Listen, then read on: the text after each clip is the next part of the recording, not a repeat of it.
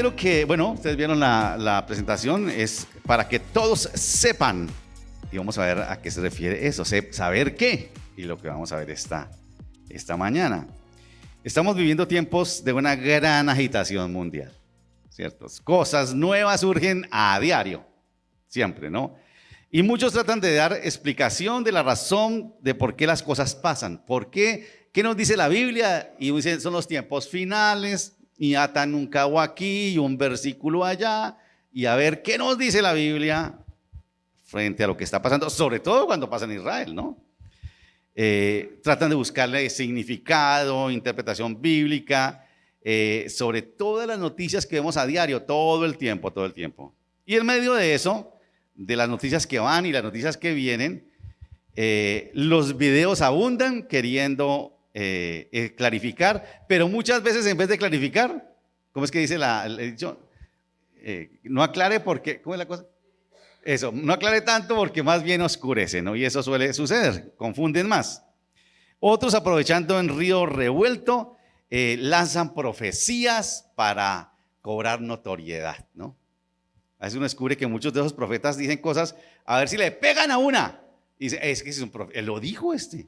Claro, dentro de las que han dicho muchas que no acertaron, pero una le pegaron y dice, este lo dijo, ¿no? Otros, como digo, buscan explicaciones cuestionando lo que dice la Biblia sobre Israel. Me llama la atención, ¿no? Cuestionan lo que dice la Biblia sobre Israel, que es el pueblo de Dios, que cómo es que es el pueblo de Dios, que qué es lo que hacen ahí. Y a los que de pronto dicen que Israel es el pueblo de Dios, los acusan de estar de acuerdo con la violencia, que siguen toda esa colita de esas, ¿no? Y ellos se muestran como más misericordiosos porque sienten el dolor de las numerosas muertes. Yo he visto un par de cristianos, por lo menos, que eso dicen, ¿cómo es que los cristianos están con eso? Yo sí voy a orar por los que sufren, porque ustedes siguen con el cuento ese. Bueno, pues que ore, pero sin que le diga a los otros que por qué lo hacen, ¿no? Pero sin pretender ser exhaustivos, quiero que nos acerquemos a la Biblia para entender un poco. Yo no digo que vamos a hacerlo todo hoy, pero entender un poco, sobre todo que no les voy a explicar la historia. Ustedes conocen la historia toda. Habrán visto videos de gente que cuenta toda la historia de Israel, y no solamente la que está en la Biblia, sino a través del tiempo, lo que ha pasado y por qué estamos como estamos. Pero sí quiero que lo veamos a la luz de la palabra, sin pretender ser exhaustivos, lo que está sucediendo, qué nos muestra la Biblia y por qué está sucediendo esto, pero sobre todo, que descubramos el propósito supremo por el cual suceden las cosas que estamos viviendo y que vamos a seguir viviendo, que es lo que nos dice la Escritura. Esta semana en mi lectura de la Biblia transité por el libro de Ezequiel y hubo un capítulo que me impactó muchísimo. Los animo a que lean Ezequiel. Claro, les digo, Ezequiel empieza rarísimo, una visión rarísima, de una rueda que daba vueltas no sé cómo, una cantidad de cosas. Entonces cuando usted empieza a Ezequiel, usted dice, no, esta vaina, ¿quién entiende esto? Pero no, ánimo, ese es solamente el primer capítulo, que después les digo a qué se refiere esa visión que tuvo el profeta, porque después viene quizás lo que debemos entender y ver las cosas a través de lo que dice la Escritura. Pero el capítulo 36 de Ezequiel, 36, ustedes creo que lo van a poner ahí, es un poquito largo, pero quiero leerlo todo. Ezequiel 36 es un capítulo muy interesante. Dice así, voy a leer en la Nueva Traducción Viviente, dice así: Hijo de hombre, le dice el Señor a Ezequiel, profetiza a los montes de Israel y diles este mensaje. Oh montañas de Israel, oigan la palabra del Señor. Esto dice el Señor soberano. Sus enemigos se mofaron de ustedes diciendo, ajá, ahora las alturas antiguas nos pertenecen. Por lo tanto, hijo de hombre, da este mensaje a los montes de Israel de parte del Señor soberano. Sus enemigos los atacan por todas partes, los hicieron propiedad de muchas naciones y objeto de mucha burla y calumnia. Noten esto, lo que dice el versículo 3. Por tanto, hijo de hombre, da este mensaje a los montes de Israel de parte del Señor soberano. Sus enemigos los atacaron por todas partes, los hicieron propiedad de muchas naciones y objeto de mucha burla y calumnia. Por lo tanto, montes de Israel, oigan la palabra del Señor soberano. Él habla a las colinas y a los montes, a los barrancos, a los valles y a las asoladas tierras baldías y a las ciudades abandonadas de hace tiempo, porque fueron destruidas y burladas por naciones vecinas. Eso dice el Señor soberano. El enojo de mi celo arde contra esas naciones, especialmente contra Edom, porque me trataron con total desprecio cuando con aires de triunfo se apoderaron de mi tierra y la tomaron como botín. Por lo tanto, profetiza a las colinas y a los montes, a los barrancos y a los valles de Israel. Esto dice el Señor soberano. Estoy furioso porque pasaron vergüenza ante las naciones. Por lo tanto, esto dice el Señor soberano. He jurado solamente que pronto esas naciones tendrán que soportar su propia vergüenza. Sin embargo, los montes de Israel producirán abundantes cosechas de frutos para mi pueblo, que ya pronto regresará a casa. Ya ven ustedes, me importan y les prestaré atención. Su suelo será arado y se sembrarán cultivos. Aumentaré en gran manera la población de Israel y las ciudades en ruinas se reconstruirán y se llenarán de gente. No solo aumentaré el número de los habitantes, sino también de los animales. Oh montes de Israel, traeré gente para que vuelva a habitarlos. Los haré aún más prósperos que antes. Noten eso. Los haré aún más prósperos que antes. Y si usted tiene su Biblia, subraya esta expresión porque es muy importante. Así sabrán que yo soy el Señor. Haré que mi pueblo vuelva a transitarlos y ustedes formarán parte de su territorio. Nunca más privarán ustedes a mi pueblo de sus hijos. Esto dice el Señor soberano. Las demás naciones se mofan de ti al decir, Israel es una tierra que devora a su propia gente y deja a la nación sin hijos, pero nunca más devorarás a tu gente ni los dejarás sin hijos, dice el Señor soberano. No permitiré que oigas los insultos de las otras naciones y ellas dejarán de burlarse de ti. No serán una tierra que provoque la caída de su propia nación, dice el Señor soberano. Luego recibí este otro mensaje del Señor. Hijo de hombre, cuando los israelitas vivan en su propia tierra, la contaminarán con su mala manera de vivir. Para mí, su conducta fue tan impura como el paño menstrual de una mujer. Contaminaron la tierra con homicidios y con la adoración de ídolos. Por eso derramé mi furia sobre ellos. Los esparcí por varios países a fin de castigarlos por su mala manera de vivir.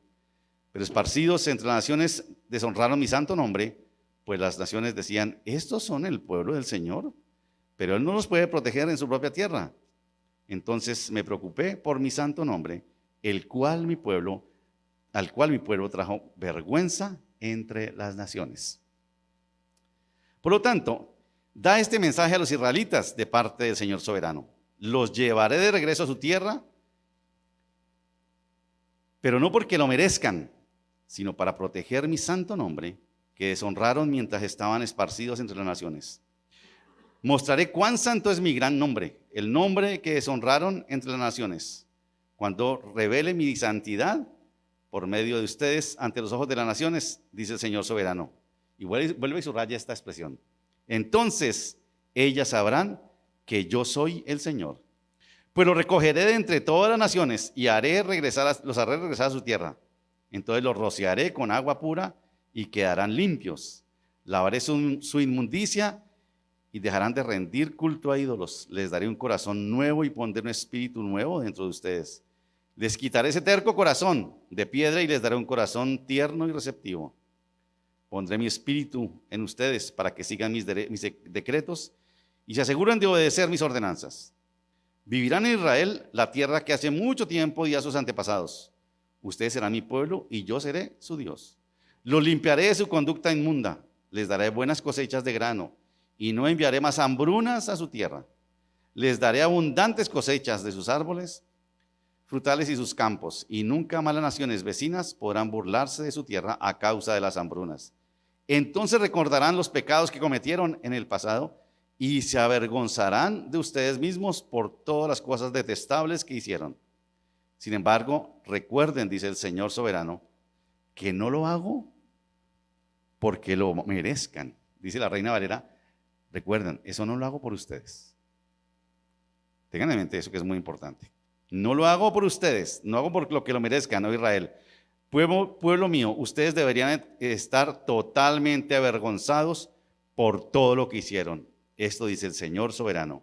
Cuando yo los limpie de sus pecados, volveré a poblar sus ciudades y se reconstruirán las ruinas.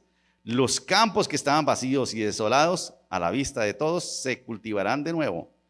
Cuando los regrese a su tierra, la gente dirá, esa tierra es baldía y ahora se parece al jardín del Edén. Miren esta belleza. Las ciudades abandonadas y en ruinas ahora tienen murallas fuertes y están llenas de gente. Entonces las naciones vecinas que hayan sobrevivido sabrán que yo, el Señor, reedifiqué lo que estaba en ruinas y volví a sembrar la tierra baldía. Pues yo, el Señor, lo he dicho y cumpliré mi palabra. Esto dice el Señor soberano, estoy dispuesto a escuchar las oraciones de Israel y a aumentar su población como un rebaño. Los israelitas serán tan numerosos como los rebaños sagrados que llenan las calles de Jerusalén en tiempo de los festivales. Las ciudades que estaban en ruinas estarán ahora repletas. Y la gente una vez más, y todos sabrán que yo soy el Señor. Señor, gracias por tu palabra. Señor, ilumínanos para ser lo más objetivo posible y entender lo que tú dices, Señor. Para entender lo que pasa hoy también, te pedimos, Señor, en el nombre de Jesús. Amén. Al igual que el profeta, igual que nosotros, estaban viviendo tiempos de gran agitación internacional.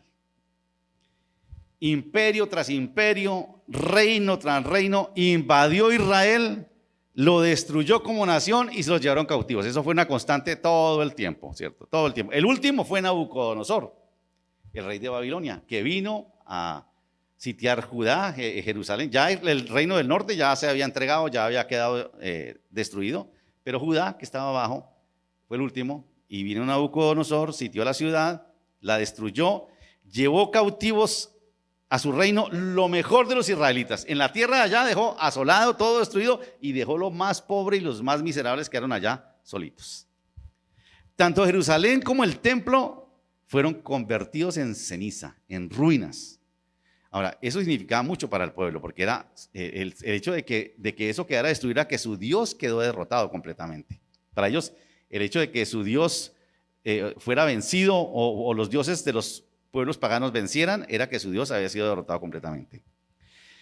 Esta fue una de las muchas veces que Israel, y aquí lo manifiesta, ustedes van a leer Ezequiel y lean todo Ezequiel porque es una vez tras vez, vino reino tras reino y les dañó, los dañaba, les hacía daño, ¿no? Y este pueblo Judá fue desterrado, por 70 años fueron llevados a Babilonia. Bueno, después de Babilonia vino Ciro, rey de Persia, yo no recuerdo el orden de ellos, luego vino Darío, otro, eso fue uno tras otro, y fueron ellos siendo entregados como botín de guerra, como pueblos esclavos, a esos pueblos que estaban alrededor de ellos, ¿no? Solo hasta hace 70 años, después de la Segunda Guerra Mundial, Israel volvió a su tierra. Después de miles de años, volvió a la tierra que el Señor le había prometido a su pueblo. En Ezequiel está escrito, se describe el juicio de Dios, ojo con esto, no solo contra Israel. Si ustedes leen Ezequiel, y los otros profetas van a darse cuenta que está escrito todo el castigo para Israel, y para las demás naciones, sobre todo para Israel por las cosas abominables que hicieron. Hay un texto, no sé si fue acá que lo leí o tal vez fue en Jeremías, que dice que el pecado que hizo Israel, me he dicho que lo que sucedió en Sodoma y Gomorra, dice, no fue ni comparado con la bajeza y la maldad de lo que se hizo en Jerusalén, dice. Y ustedes recuerdan que Sodoma y Gomorra es una sinónimo de, mejor dicho, lo peor de lo peor. Y dice, creo que es Jeremías, voy a buscar el texto donde dice, no, es que no se compara lo malo que ustedes hicieron. Me he dicho, es que Sodoma y Gomorra era mejor santos comparado a lo malo que ustedes hicieron, dice el texto. Tremendo eso, ¿no? Como para que uno entienda por qué es que suceden todas estas cosas. Y en Ezequiel, como les digo, se describe el juicio de Dios contra Israel y contra los pueblos a su alrededor, contra Edom, contra Tiro, contra Egipto, contra Filisteos, contra Moab, bueno, todos esos, ¿cierto? Lo están mostrando ahí, el castigo por lo que han hecho esos pueblos. Y en medio de esto viene Ezequiel 36, que me llamó la atención, porque es un mensaje de consuelo a su pueblo que ha sido víctima de los ataques constantes de países vecinos y que ha recibido el castigo de Dios por sus pecados abominables. De alguna manera, el castigo ha sido, hay un texto, creo que también es aquí que dice, Nabucodonosor mi siervo, creo que es en Jeremías. El Señor usó a Nabucodonosor y él nunca lo supo como instrumento de Dios para castigar a Israel. Nunca lo supo, pero el Señor lo hizo. El Señor usó a esos pueblos para castigar a su pueblo por las cosas malas que hicieron. Y aquí entonces viene una promesa de restauración y del glorioso futuro del reino de Dios como el único propósito, con un único propósito se hace todo. ¿Vieron cuál es? Que todos sepan y que todas las naciones sepan que el Señor es Dios. Si ustedes leen Ezequiel, los animo para que subrayen. Yo ya lo había leído hace años y lo había subrayado, pero esta vez como que brotó. Más de 65 veces dice, para que todos sepan quién es Dios. Para que Israel sepa quién es Dios. Todo eso dice. Aquí en este capítulo lo repite 3 veces. Para que ustedes sepan que yo soy Dios. Quiero que veamos 3 cosas que nos van a llevar como a reflexionar o a inquietarnos quizás. De pronto no quiero hablar la respuesta, sino más bien animarlos para que sigamos preguntando al Señor, bueno, ¿qué es lo que pasa aquí? Primero es los que piensan diferente. Ahora, esto es más una deducción que no voy a seguir el texto, al texto volveremos más adelante. A la mayoría de nosotros nos parece que la respuesta militar que Israel da frente a los ataques recibidos por Hamás es desproporcionada. Y las noticias nos lo muestran, ¿no? Ayer salió un niño llorando porque un bombardeo y él decía que tuvo que cargar un cuerpo decapitado por el bombardeo de Israel. Y bueno, muere mucha gente inocente por lo que está sucediendo allí. Y nos preguntamos, ¿cómo puede ser posible si es el pueblo de Dios que actúe con tanta violencia? Es el pueblo de Dios. ¿Cómo es que el pueblo de Dios actúa de esa manera? Nos parece que Israel se quedó atrasado en las guerras del Antiguo Testamento, en las que había masacres y violaciones de los derechos humanos, términos que no existían en aquel tiempo para que lo tengan en cuenta. Porque a veces lo medimos con los términos que nos inventamos hoy y no es correcto eso, ¿no? Y nos parece que ese pueblo, que es el pueblo de Dios, debía actuar con más sentido de humanidad, que no ser tan violentos. Y nos preguntamos cómo que si es el pueblo de Dios, ¿por qué no actúa como Dios manda? ¿Se han preguntado eso ustedes? Pero nosotros, ustedes y yo que leemos la Biblia a diario, debemos recordar algo sencillo que nos da luces de todo esto, que Jesús dijo en el Sermón del Monte en el capítulo 5, versículos 38 y 39. Oísteis que fue dicho, ojo por ojo y diente por diente. Pero yo os digo, no resistáis al que hace lo malo. Antes a cualquiera que te hiera en la mejilla derecha, vuélvele también la otra. ¿A quién le dijo el Señor Jesús eso? A sus discípulos. Bueno, la multitud estaba ahí y a los discípulos, ¿no? Pero nosotros recordamos que ese mandato del Señor es para nosotros los seguidores del Señor. ¿Cuándo ustedes ponen la otra mejilla cuando les pegan en una? No levante la mano para que no sea. No sé si ninguno, algunos de pronto sí, ¿no?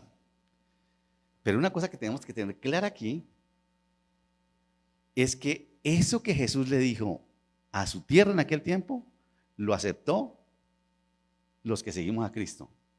Pero los que no aceptan a Cristo siguen viviendo del ojo por ojo y diente por diente. No sé si eso les da un poquito de claridad. Porque nosotros decimos, pero ¿por qué si es el pueblo de Dios? Sí. Y aunque nos cueste aceptarlo,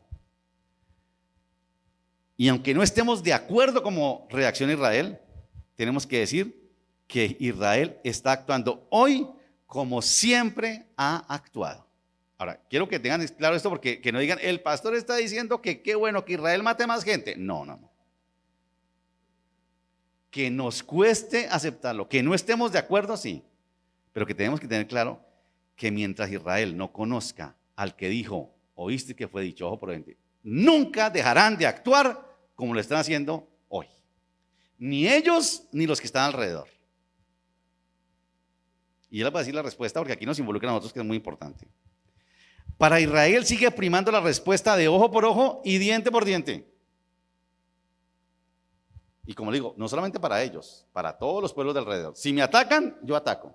Y sobre todo, sobre la premisa de que los pueblos alrededor dicen, y ustedes seguramente no han escuchado, la única salida es el exterminio de Israel. ¿Y qué dice Israel? Ah, no, si van a exterminar, pues yo extermino primero. ¿O no? Sobre esa premisa de lo que ellos enseñan, de lo que ellos se guían, ¿no? Si a mí me dan, yo pago con la misma moneda. Dígale a un israelita que ponga la otra mejilla y le voy a decir, no, de hecho no le hago con los dedos lo que les iba a decir. Ellos no van a poner la otra mejilla, porque ellos no lo entienden, no está en su corazón, no está eso. Ellos siguen viviendo por la ley del ojo por ojo y diente por diente.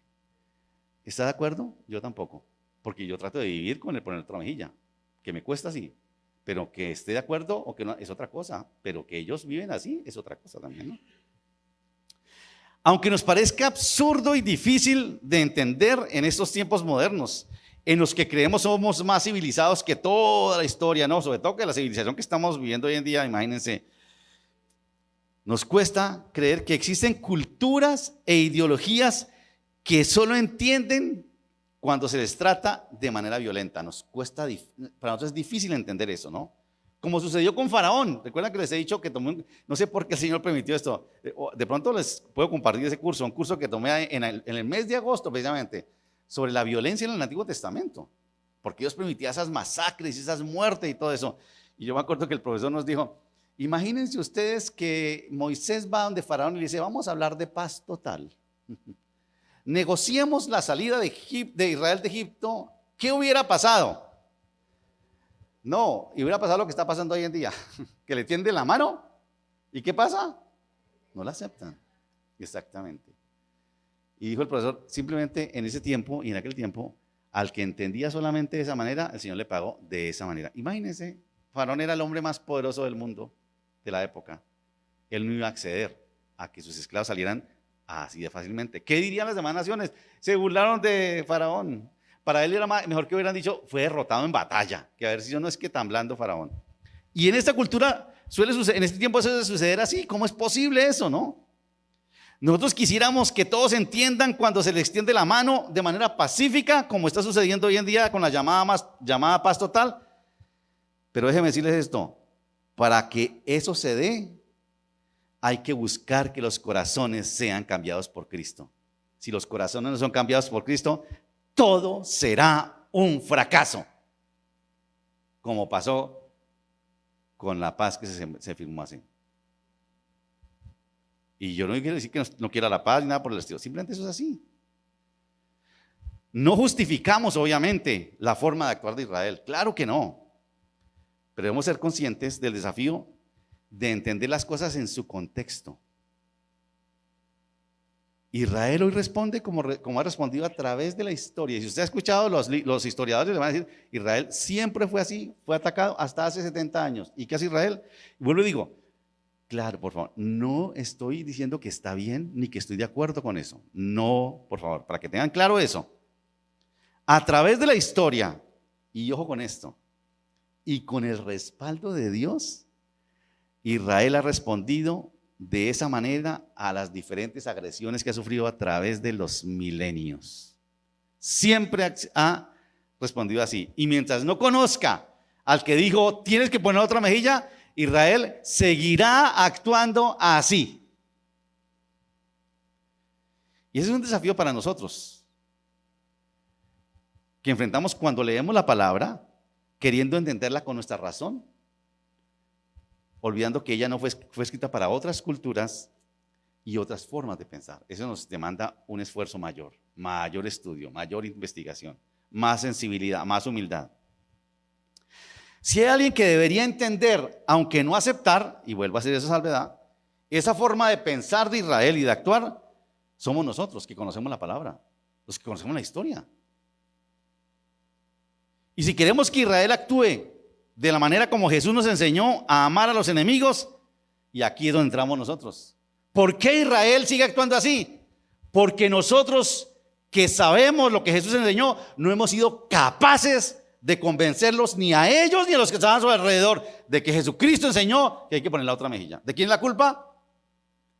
Mírese al espejo y diga, es mi culpa. Que el cristianismo a través de la historia de 2000 años de cristianismo no ha podido lograr que ellos entiendan eso, es culpa solamente y únicamente de nosotros. De nosotros. Porque no nos hemos esforzado, no hemos hecho lo suficiente. De otra manera, Israel seguirá actuando como lo ha hecho siempre. Déjenme ponerles un ejemplo sencillo. Muchos de ustedes han tenido experiencia con tribus indígenas aquí en Colombia. Y las experiencias han sido amargas. Porque ustedes quieren llevarles cosas pensando con la mentalidad nuestra. Pero ¿qué hacen esas culturas? Hacen lo que siempre están acostumbrados. Por ejemplo, he escuchado a algunos que han ido a La Guajira. En La Guajira dice la noticia, los niños mueren de hambre. Pobrecitos, allá no llega el Estado. Mentira, el Estado sí llega y muchísimas ONGs llegan. Pero el problema es que la cultura de La Guajira, el cacique manda, la plata la recibe el cacique, se la coge él, se emborracha y lo que sobre para los niños. Y por eso los niños mueren. ¿Pero y qué hacemos ahí? Tenemos que entonces enseñarles el orden de la escritura. Pero es que entonces les quitamos su cultura. Déjelos ahí, si dice asuntos indígenas, entonces déjelos así. No sé si me hago entender. Y como eso, muchas experiencias. Conozco iglesias que han ido al Chocó, han invertido dinero, vida, han ido allá, les han llevado cosas, tratando de enseñarles cosas nuevas, enseñarles el evangelio. ¿Y saben qué han venido? Perdón la expresión, se han salido con el rabo entre las piernas. Porque esas culturas siguen viviendo así. Solo los que finalmente conocen la verdad del evangelio pueden entender eso. Pero claro, a ellos hay que dañarles la cultura porque no hay otra manera. Eso es lo que sucede igual con Israel. Para que alguien que piensa diferente a nosotros actúe como Jesús nos enseñó a nosotros en su palabra, la única manera es que reconozcan el señorío de Jesucristo. Esa es la única manera. Y a nosotros nos corresponde llevarles el evangelio de salvación. Antes que juzgarlos a un pueblo que ha sido atacado a través de la historia, y no solamente Israel, todos los demás pueblos. Debemos evaluar el por qué no hemos logrado que Israel y el pueblo de Dios y los que están a su alrededor todavía no reconozcan a Jesucristo. ¿Qué nos pasó? Y debemos ser conscientes que nosotros mismos, la cultura cristiana occidental, que decimos nosotros ser la cultura cristianizados en Occidente, en vez de evangelizarlos, hemos participado en la persecución de esos pueblos, como pasó con la Segunda Guerra Mundial contra los judíos. Esos eran cristianos, los alemanes, eran la cuna de la reforma, nuestros padres de los cristianos, los luteranos, y ellos no hicieron nada para que no se masacraran los judíos. Y años atrás, cuando las cruzadas, ¿recuerdan ustedes? Las cruzadas, en nombre de Dios, el Imperio Romano volvió a Jerusalén para poseer, a retomar la tierra santa, porque la habían ocupado los musulmanes y mataron gente en nombre de Dios. Eso es lo que hemos hecho los cristianos, de cualquier tinte.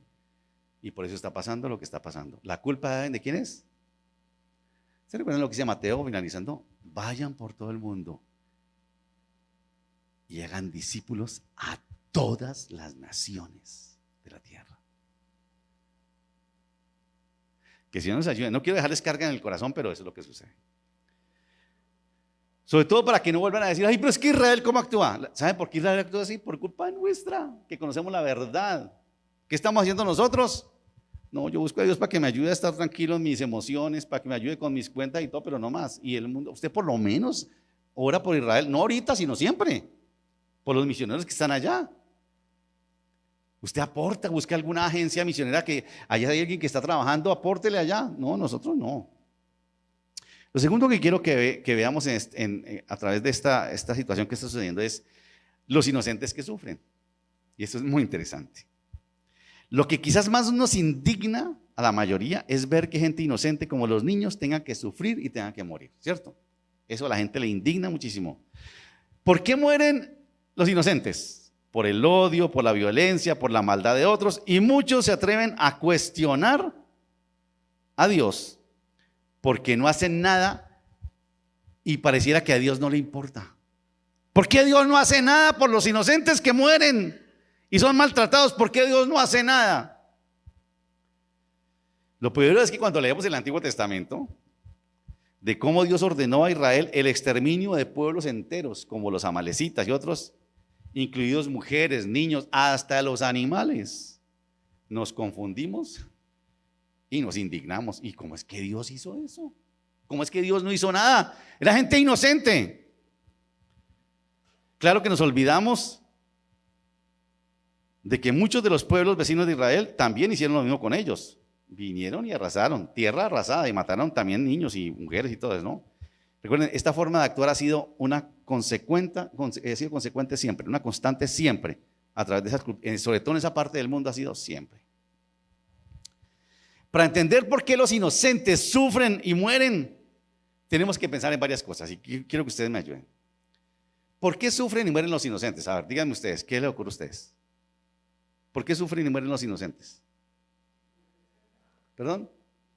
¿Por la indiferencia de los demás? ¿Sí? ¿Qué más? ¿Por el pecado de los otros? ¿Sí? ¿Qué más? ¿Se ha caído? La ausencia de Dios, ¿sí? ¿Qué más?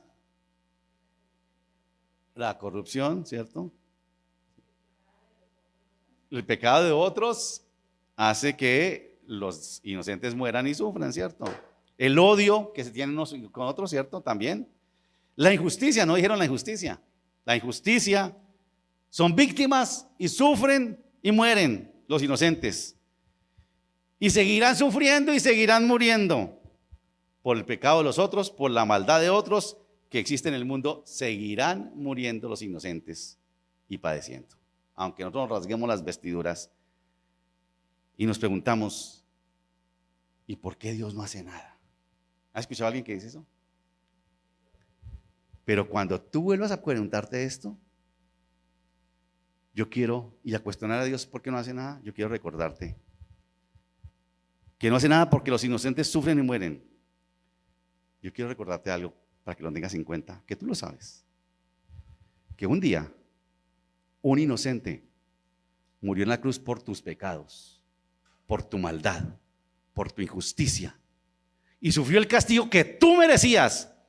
Y Dios no hizo nada para impedir que ese inocente muriera por ti, por ti, por ti, por ti y por mí. Dios no hizo nada. Y te preguntas, ¿y por qué Dios no hace nada porque los inocentes mueran? ¿Tú entiendes por qué dijo Dios que ese inocente muriera? Por amor a mí, por amor a ti. No vuelvas a decir por qué Dios no hace nada. Porque Dios no hizo nada para que ese inocente que no merecía morir, murió por tu pecado, por tu maldad, por tu injusticia y por la mía también. Los inocentes sufren y mueren. Y ese inocente sufrió por el pecado y la maldad. Ese inocente sufrió el castigo que yo merecía por mi injusticia. Ese inocente murió para que yo tenga vida. Ese inocente, como dice por allá en Primera de Pedro, capítulo 2, versículo 22 al 24, el cual no hizo pecado ni se halló engaño en su boca, quien cuando lo maldecían no respondió con maldición, cuando padecía no amenazaba, sino que encomendaba la causa al que juzga justamente. Llevó él mismo nuestros pecados en su cuerpo sobre el madero, para que nosotros, estando muertos a los pecados, vivamos a la justicia, y por cuya herida fuimos nosotros sanados. Es necio el que vuelva a decir, ¿y por qué mueren los inocentes y por qué Dios no hace nada? Sobre todo los que sabemos eso. Ese inocente sufrió y padeció y murió sin ninguna culpa, como los que están muriendo allá. Y Dios no hizo esto. Cuando pensaba en esto me tocó el corazón. Él no hizo nada para que ese inocente no muriera. Más bien lo abandonó por amor a nosotros. Dios no hizo nada para salvarlo, solo porque amor a nosotros, que merecíamos el castigo que él padeció. Ahora sabemos y entendemos por qué sufren y mueren los inocentes, por el pecado y la maldad de otros. Mientras haya hombres y mujeres como tú y como yo, llenos de pecado, llenos de maldad, llenos de injusticia, de odio, en el mundo seguirán muriendo y sufriendo inocentes. Por eso, para que no sufran los inocentes, todos tienen que saber que hay Dios en Israel. ¿Y ese trabajo a quién le corresponde? A ti y a mí. Si tú quieres y de los que sufren porque mueren inocentes, aquí está la respuesta. Para que no mueran más inocentes,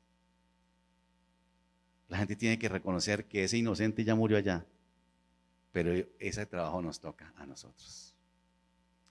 Y en tercer lugar, ahora sí, volviendo al texto, los que tienen que saber. Como les dije, el hilo conductor de Ezequiel es la manifestación de los propósitos salvadores de Dios en la historia del mundo, culminando con su gran plan redentor en Jesucristo. Y a través del libro, les digo, hay más de 60 referencias que dicen: y sabrán que yo soy Dios, el Santo de Israel, y sabrán las naciones que yo soy Dios. Y aquí, como les dije, se repite 3 veces. Pero sabrán, dice el texto, que Él es Dios por el castigo, primero, que merecen las naciones, incluido Israel.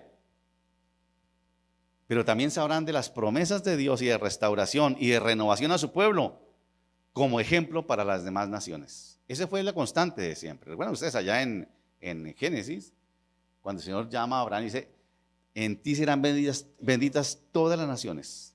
Tu descendencia, el pueblo que saldrá de ti, será bendición a todas las naciones. Todos verán.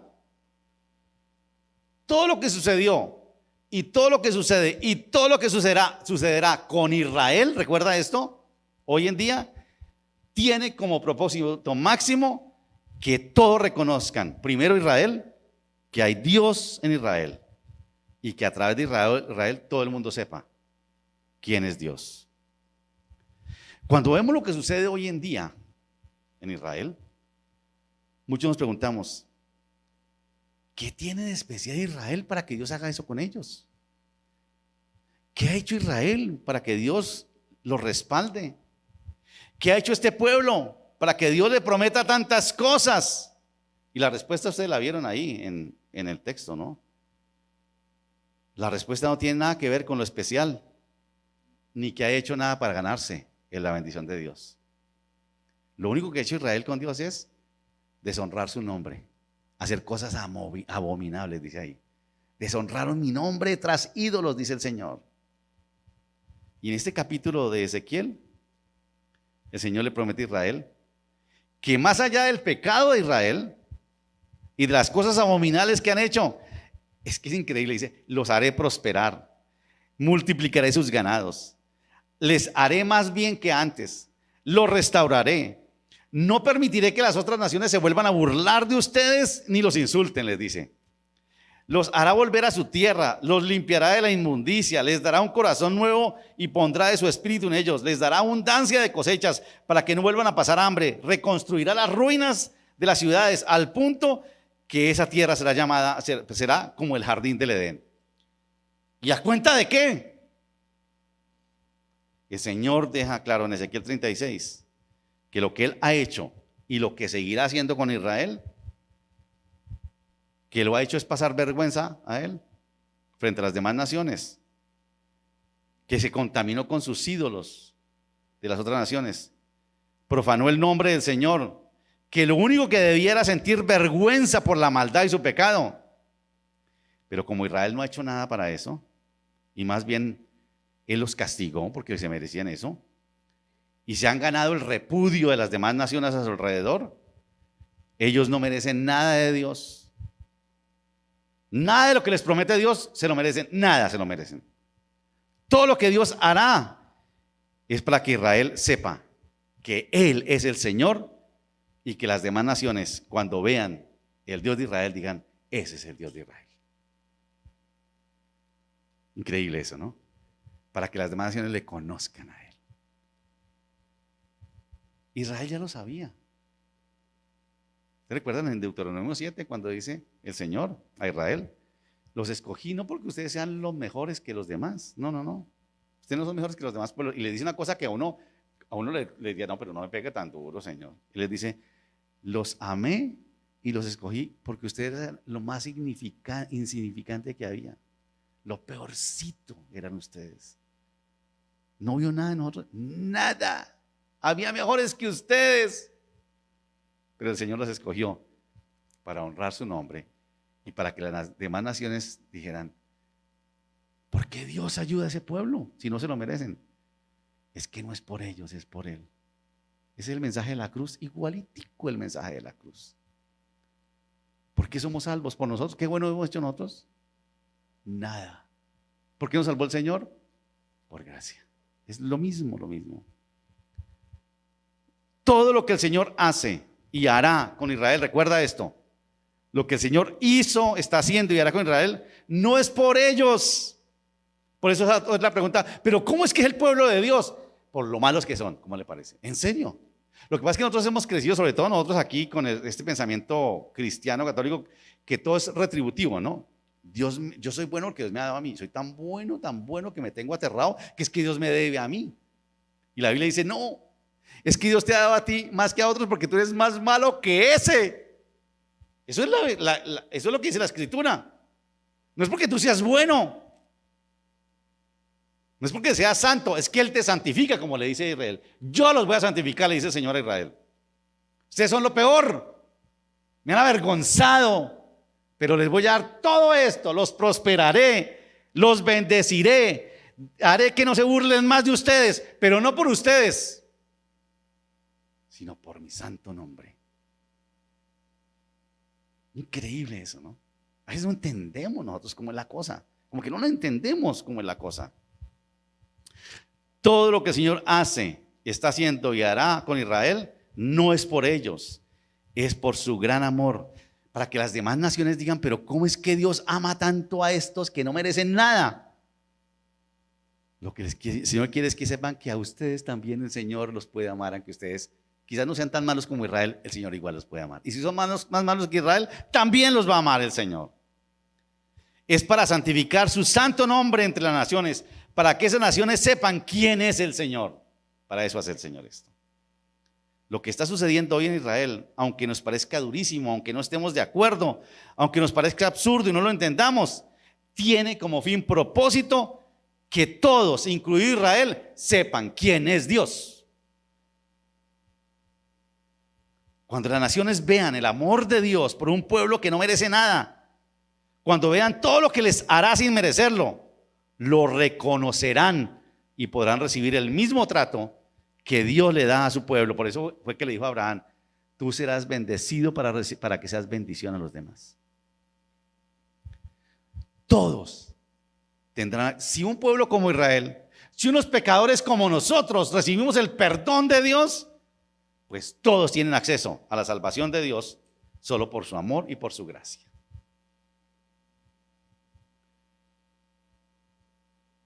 Y eso no ha pasado hasta ahora, siempre ha pasado, siempre, siempre. La gente reconocerá eso, ¿no? Pasó con José en Egipto, ¿recuerdan ustedes? Cuando en la cárcel, la gente reconoció que el Dios de José, como que sí era el verdadero Dios. Pasó con Moisés, cuando Jetro viene y le dice, ahora conozco que Dios es más grande que todos los dioses. Eso sucede.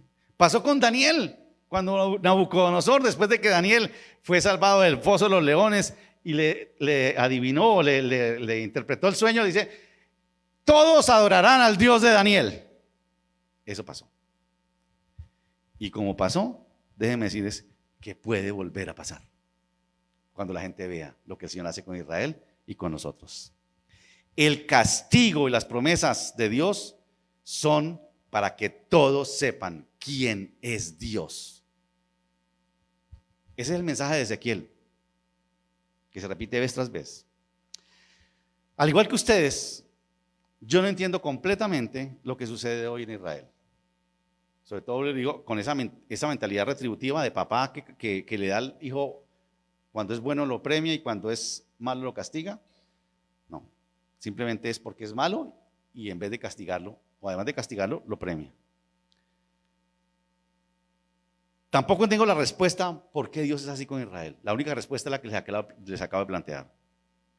Pero lo que sí creo es que si este libro lo dice, así es. Me parezca duro o no. ¿Por qué Dios hoy en día sigue respaldando a Israel que masacra a los palestinos?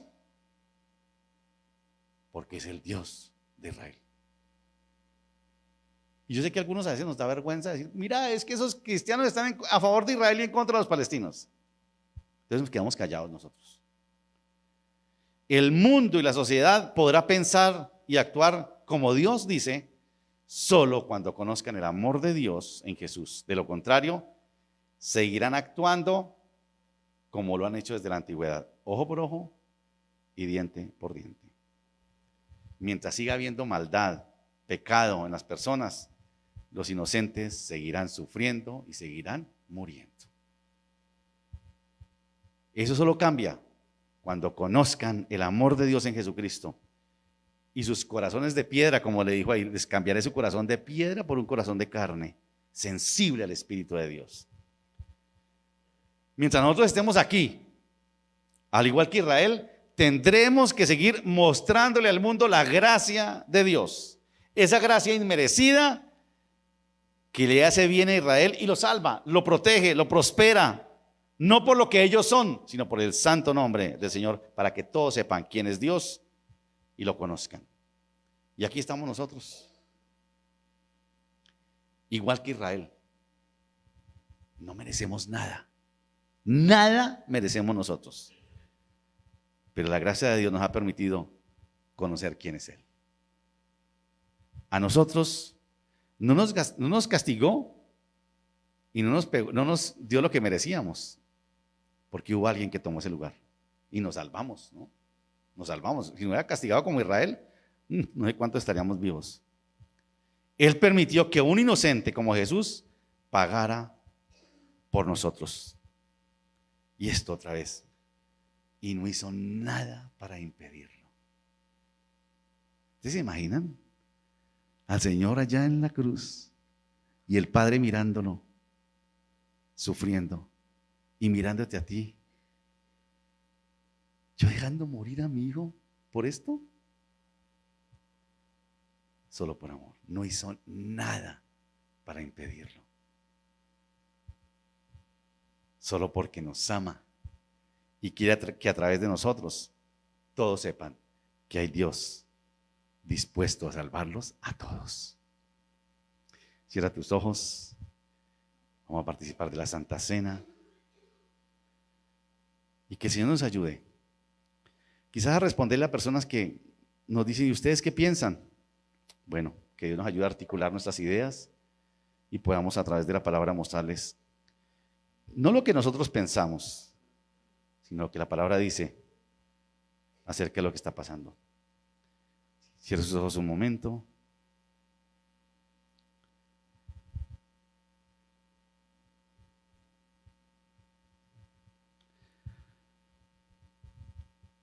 Señor, sin duda nos duele tanta gente que está sufriendo, que está muriendo. Y a veces, Señor, somos tan necios que queremos interpretar qué es lo que pasa. Y nos olvidamos, Señor, de que nosotros mismos hemos sido bendecidos, Señor, por tu salvación. Que nosotros mismos, Señor, como celebramos esta mañana, hemos sido salvos sin merecerlo. Que nosotros mismos, Señor, como Israel, merecíamos todo el castigo. Pero así como, Señor, prometes aquí que harás que la tierra de Israel sea parecida al jardín del Edén, también, Señor, lo prometes para nosotros. No porque lo merezcamos, no porque hayamos hecho algo para ganarnos ese favor, sino sencillamente, Señor, porque nos amas y porque alguien, Señor, ya pagó el castigo por nosotros. Lo único que podemos, Señor, decir es, perdónanos porque no hemos hecho el trabajo que debíamos hacer. Porque los cristianos en 2000 años no hemos sido capaces de llevarle el mensaje de amor de Jesucristo a esas naciones. Y se siguen matando. Y siguen actuando como lo han aprendido. Porque nosotros, Señor, lo único que hacemos hoy en día es juzgarlos. Pero no reconocemos, Señor, nuestras culpas. Que en vez de sacrificar nuestras vidas para llevarles el mensaje, los hemos perseguido, tanto a judíos como a musulmanes. Los hemos juzgado. Les hemos hecho mal. Nos hemos corrompido, Señor. Hemos corrompido tu mensaje de poner la otra mejilla. Y hoy en día, Occidente, nos convertimos en los jueces de esas culturas. Que no te conocen es por culpa nuestra. Señor, gracias por darnos la oportunidad de conocerte y de recordar en tu palabra. Que lo que sucede hoy con Israel, lo que ha sucedido y lo que sucederá, es para que todos sepan que hay Dios y quién eres tú, Señor. Señor, gracias por tu palabra. Enséñanos a nosotros. Oramos por Israel, por Palestina. Claro que nos duele que sufra la gente y que mueran los niños injustamente. Claro que sí, Señor. Y nos debe doler que esos inocentes sufran y mueran, como nos debe doler que ese inocente murió en la cruz por nosotros, mereciendo nosotros el castigo. Él lo llevó en su cuerpo por nosotros. A veces, Señor, se nos convierte paisaje. A veces nomás el saber que un domingo como hoy podemos celebrar un hecho tan importante, el hecho más importante de la historia de la humanidad, que tu Hijo muriera por nosotros, se nos vuelve paisaje, Señor. Y olvidamos, Señor, que tú nos encargaste que lo celebráramos, que lo conmemoráramos siempre, para que no olvidáramos lo que sucedió en esa cruz. Gracias por darnos esa oportunidad esta mañana de recordar esa verdad que es la que nos tiene aquí. Pedimos por Israel, pedimos por Palestina, por los que sufren allí, por los cristianos que están allí, Señor, seguramente llevando consuelo, llevando mensaje de esperanza, que también están sufriendo. Ayúdanos a nosotros a ser sabios, Señor, para contestar. Ayúdanos a ser sabios para replicar cosas que llegan. Y líbranos, Señor, de ser jueces, tanto de unos como de otros. Señor, nosotros que hemos conocido tu palabra, tenemos claro esto. Perdónanos porque se nos olvida, Señor, se nos olvida.